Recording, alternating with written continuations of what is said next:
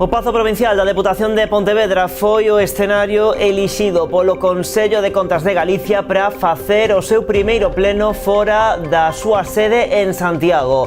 Deste xeito, a institución busca dar a coñecer o labor que realizan fiscalizando os investimentos das institucións públicas. Que tal, saúdos? Hai avances nos trámites para facer da variante de Alba unha realidade. O Concello de Pontevedra xa remitiu a acta de cesión do treito da N550 á Xunta, unha comunicación que aproveitou para solicitar o inicio do expediente pro proxecto. O alcalde confía en que o procedemento está a seguir o bo camiño. Outes dispón xa da primeira vivenda social municipal. Está emprazada na antiga vivenda do Mestre na Unitaria do Bosque. A actuación supuxo un investimento de preto de 85.000 euros. Unha familia de Barro leva un mes denunciando que teñen ao lado da casa un poste que está a piques de caer. Intentaron unha e outra vez que Telefónica atendese esta incidencia, pero polo de agora non tiveron sorte e din estar fartos de que cando chaman os atenda unha grabación. Hoxe nas novas tamén coñeceremos un proxecto para unha ría da Arousa máis accesible.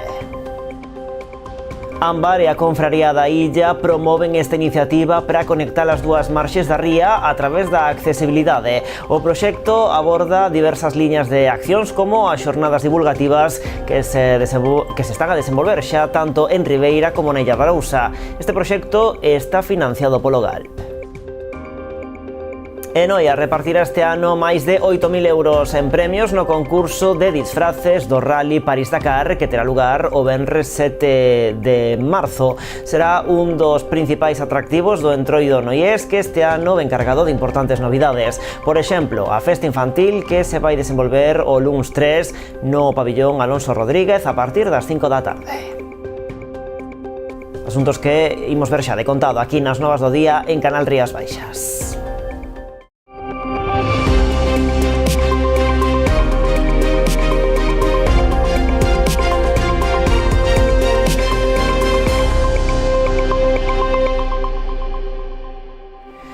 Hai avances nos trámites para facer da variante de Alba unha realidade. O Concello de Pontevedra xa remitiu a acta de cesión do treito da N550 á Xunta, unha comunicación que aproveitou para solicitar o inicio do expediente pro proxecto. O alcalde confía en que o procedemento está a seguir o bo camiño.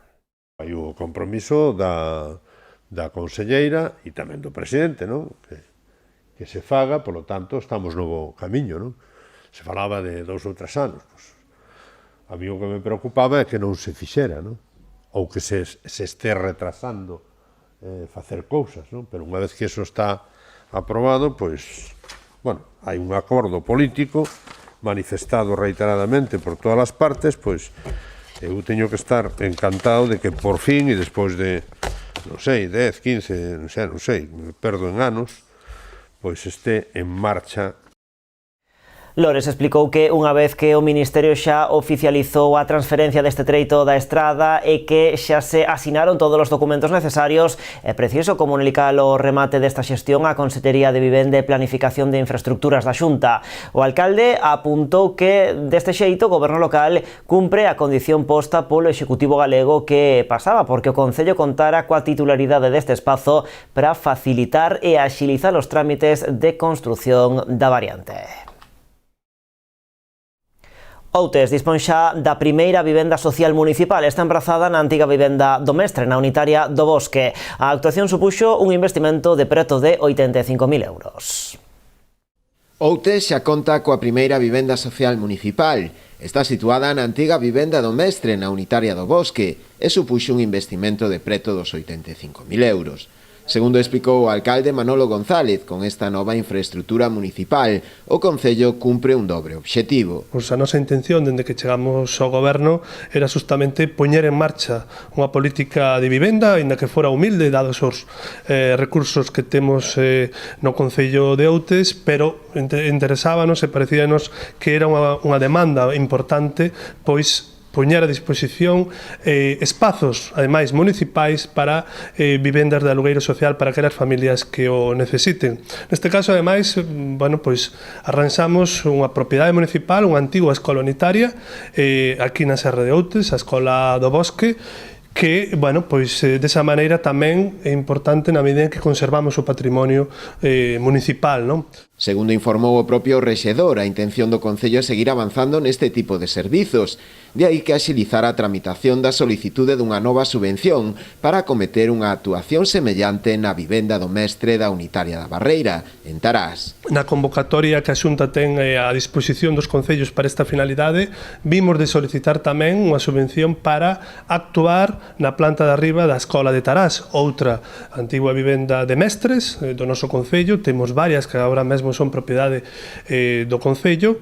Esta vivenda, neste caso de Tarás, fora obxecto dunha actuación na planta baixa para local de uso e disfrute dos veciños. Xa está rematada esa obra, e agora o que imos a facer, se finalmente o Concello resulta beneficiario desa subvención, que agardamos que sí, é adaptar a primeira planta tamén para a segunda vivenda de alugueiro social. A par dos traballos de rehabilitación da vivenda en cuestión, o Goberno outense procedeu tamén á aprobación da ordenanza que regulará as condicións de uso da mesma, que se dará de xeito temporal e cuns requisitos mínimos.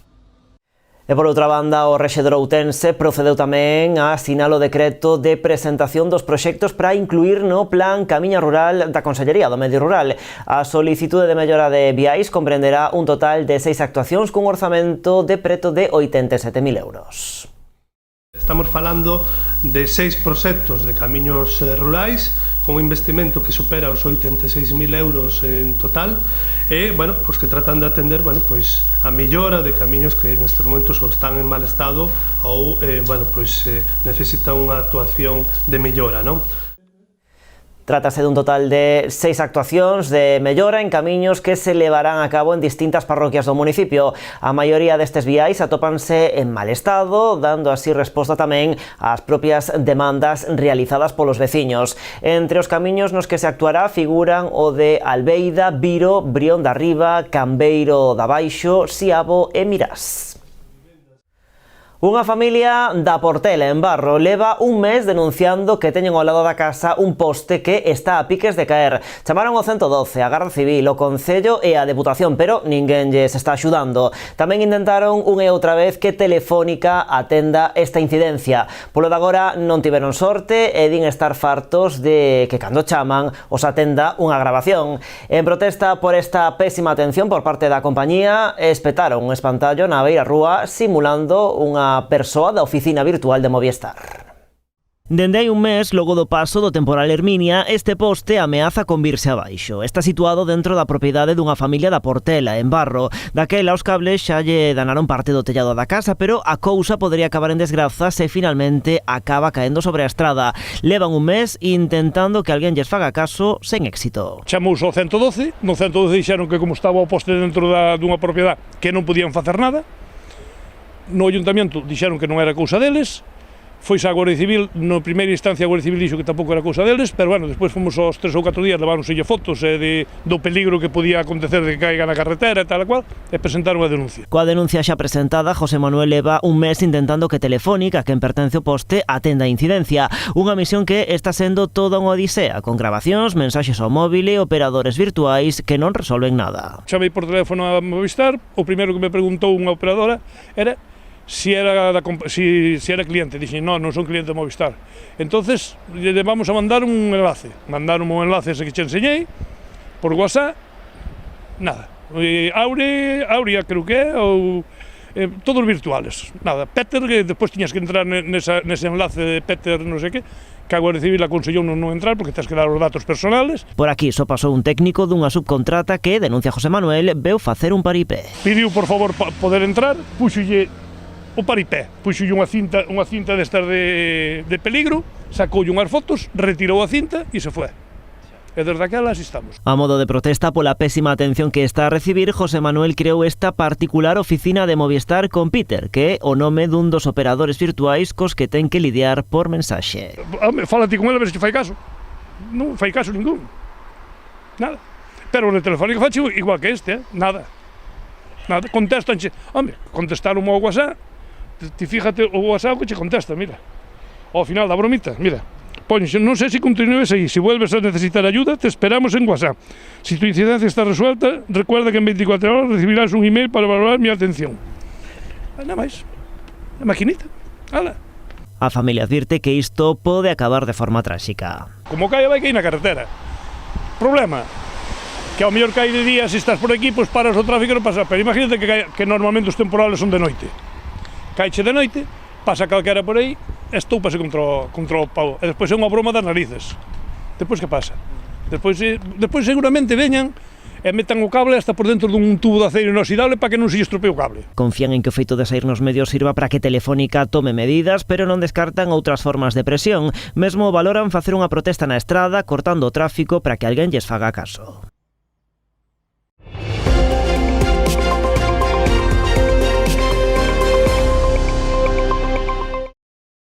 O Pazo Provincial da Deputación de Pontevedra foi o espazo elixido polo Consello de Contas de Galicia para realizar o seu primeiro pleno fora da sede que ten en Santiago. Deste xeito, a institución busca dar a coñecer o labor que realizan fiscalizando os investimentos das institucións públicas. Nuestra función fundamentalmente pues es una función económica, presupuestaria, contable, vigilamos programas y fiscalizamos a todas las instituciones del sector público de nuestra comunidad autónoma.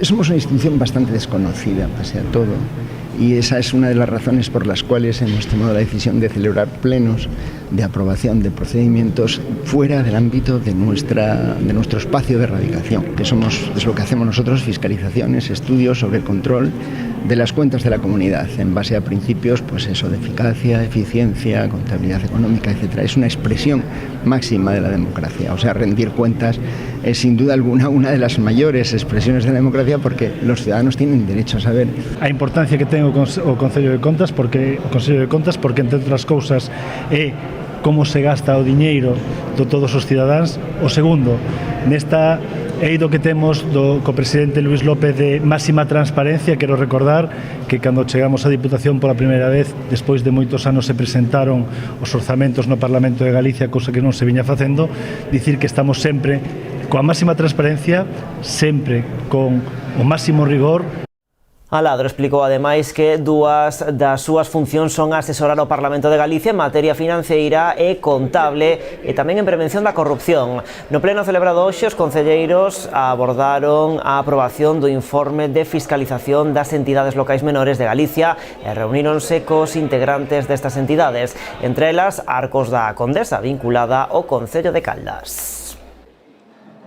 E a Oficina de Información ao Consumidor de Boiro atendeu máis de 2.000 consultas ao longo do pasado ano. En total foron 2.276 persoas, non só do municipio, senón tamén de concellos limítrofes, así como da comarca de Santiago, as que acudiron a realizar diversos trámites. Ademais de proporcionar asesoramento aos consumidores sobre os seus dereitos, a oficina está encargada de recoller e rexistrar reclamacións para remitilas aos organismos competentes, realizar actos de mediación entre consumidores e empresas, así como elaborar escritos xudiciais e extraxudiciais. A maior parte dos trámites están relacionados con servizos de electricidade, telefonía, banca, seguros e transporte aéreo. A oficina está situada na Casa do Concello e presta servizo en horario de 9 a 1:30.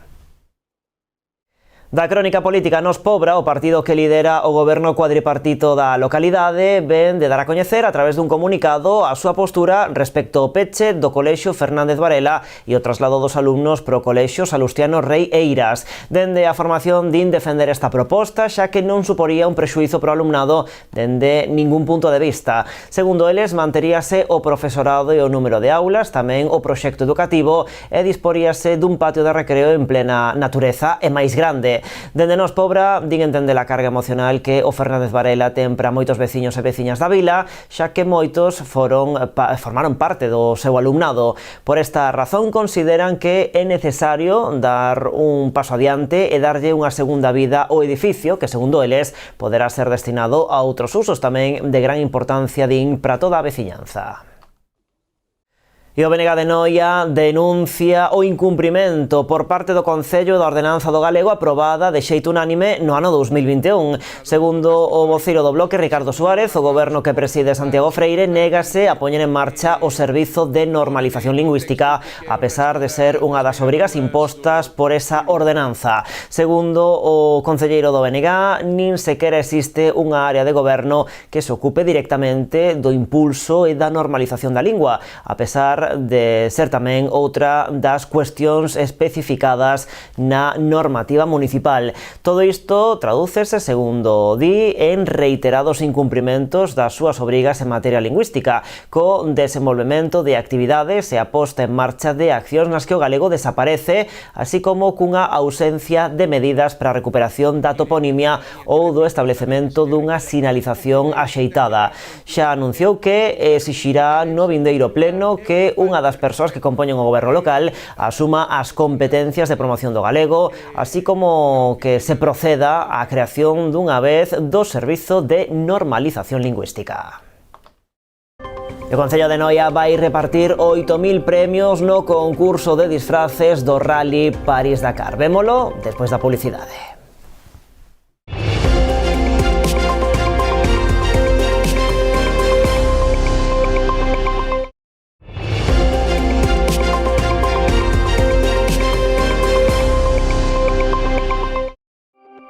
Aquí estamos nas novas en Canal Rías Baixas. A Lonxa de Ribeira acolleu a presentación do proxecto Ría de Arousa Accesible que promove a Asociación Ámbar en colaboración coa Confraría da Illa. O obxectivo do programa, que conta cunha subvención dos GALB, é favorecer a accesibilidade no litoral con accións concretas dende o sector marítimo pesqueiro.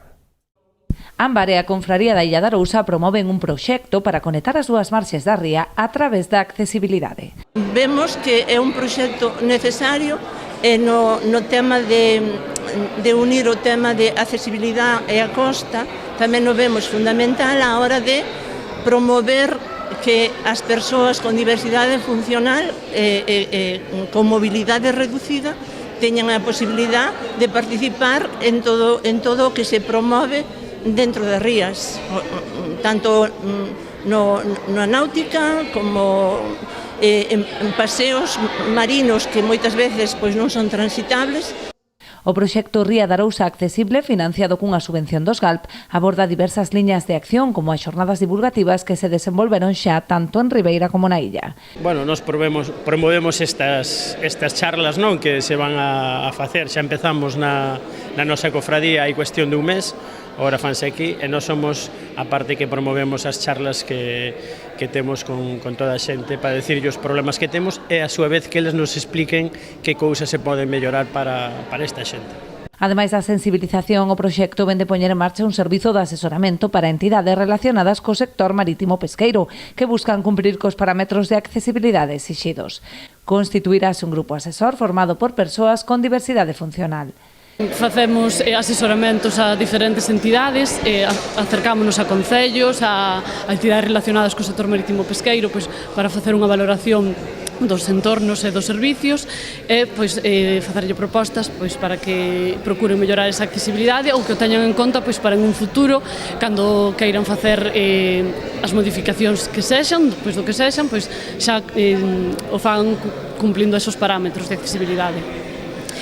Tamén, agora vamos a empezar coa creación de un grupo asesor formado por persoas con diversidade funcional.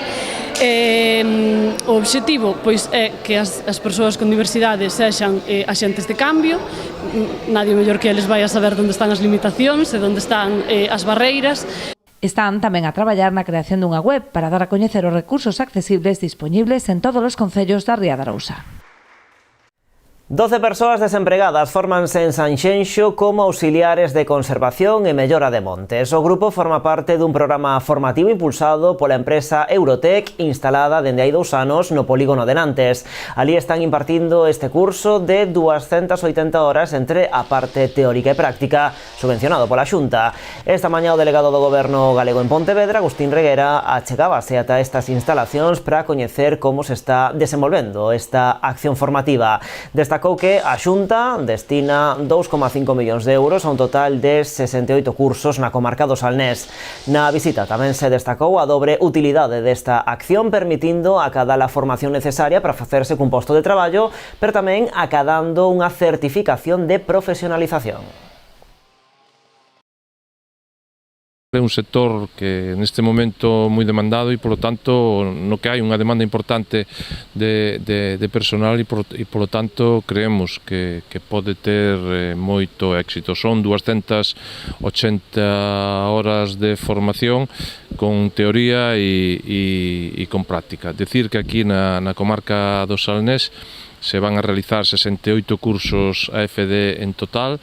Son cursos orientados pola Xunta de Galicia con dous obxectivos. Un é formar esta xente co acceso a unha posible traballo, ou dous, darlle unha segunda oportunidade ou formación para desarrollar ou desenvolverse dentro dese traballo.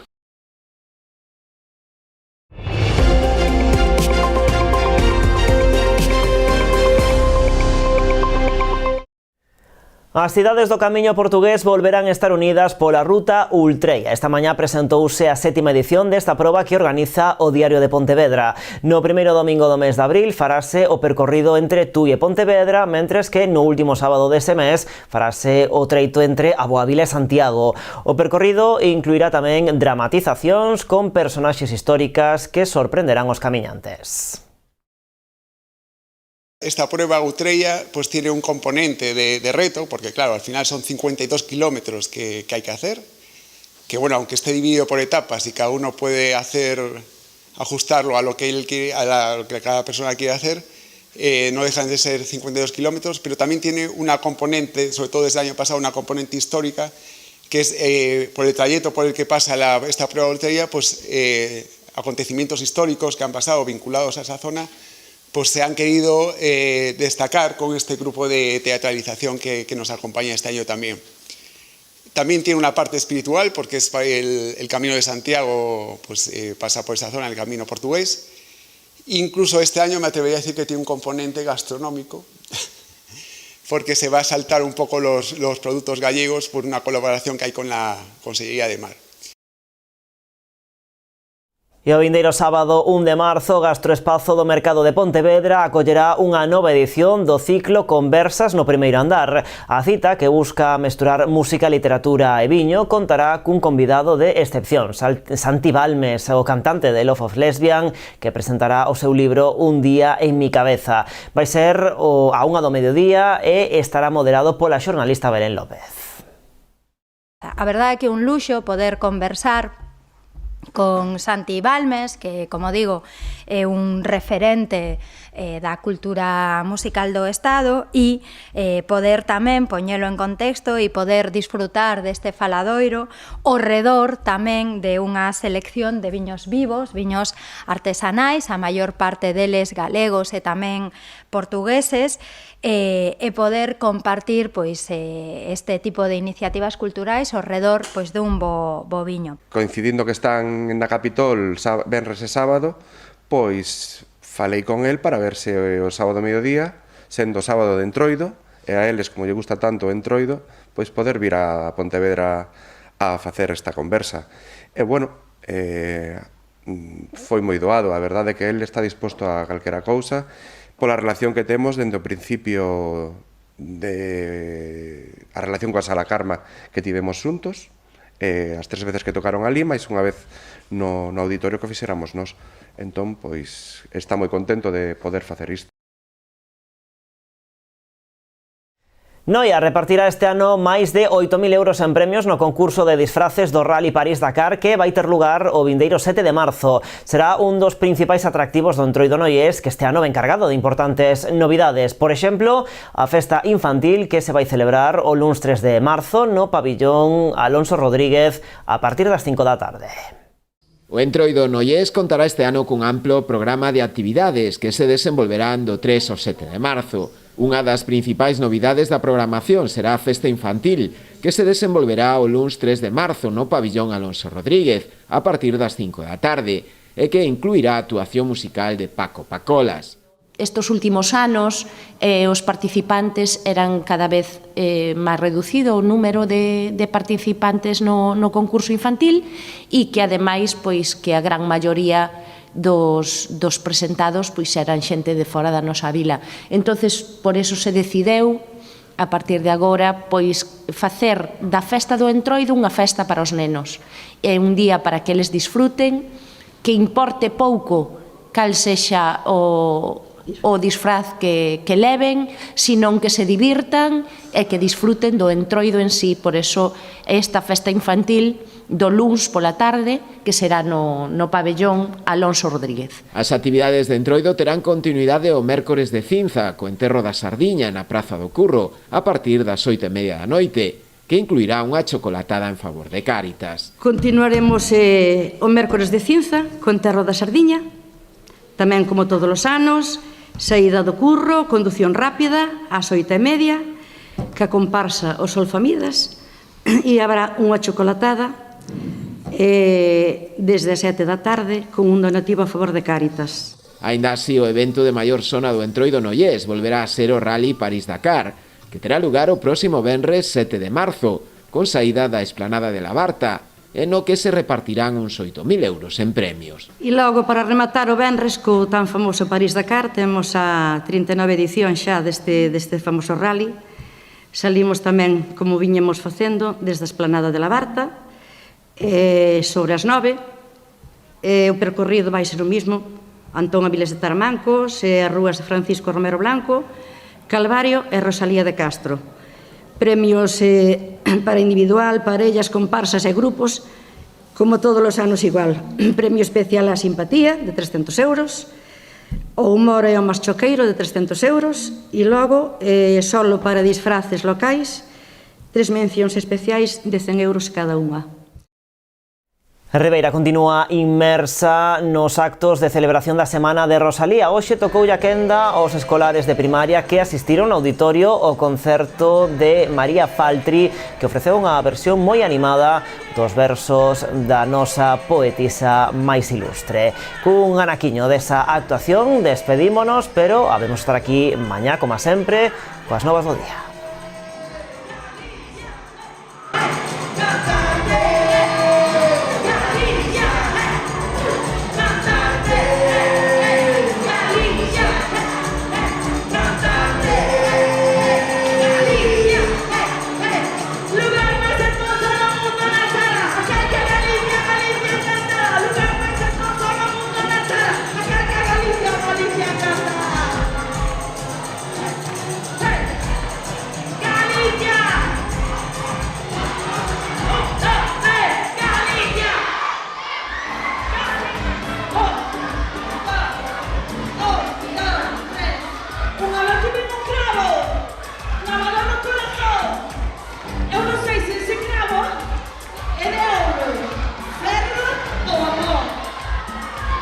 Un apercibimiento